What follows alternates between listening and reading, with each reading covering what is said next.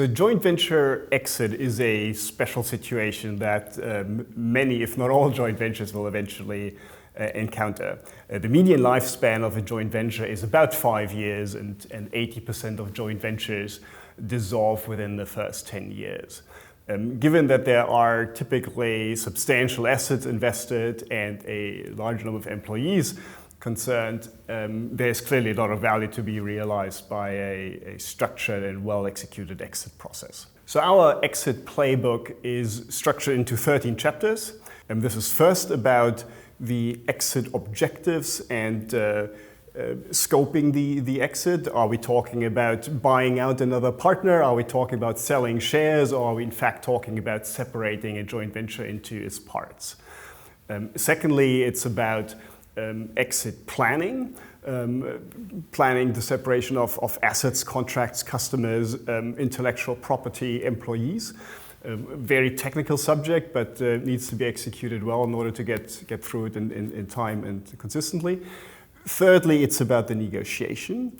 Negotiation of a JV exit is a special situation. You typically have a strained, or in some cases even dysfunctional, relationship between the JV partners that needs to be overcome if you want to come to a productive outcome. First of all, you need to rebuild a foundation of trust between the partners, at least at the minimum level, to be able to go through the negotiations. Secondly, and very often we're talking about cross-border JVs, you need to take into account the local context. And thirdly, you need to think very hard about the negotiation agents. Who do you actually send? What mandate they have? So there are really two considerations that companies should have when planning for an exit. First of all, it's having a diligent and structured approach to make sure you have forward visibility about what the critical issues are and can in time develop mitigation plans and action plans to deal with those.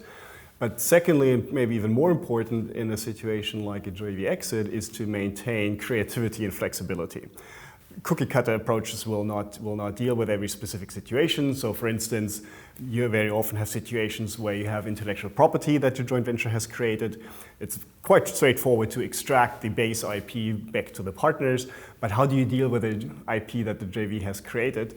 So being open, flexible, and creative to develop bespoke solutions that cater to that specific situation is important.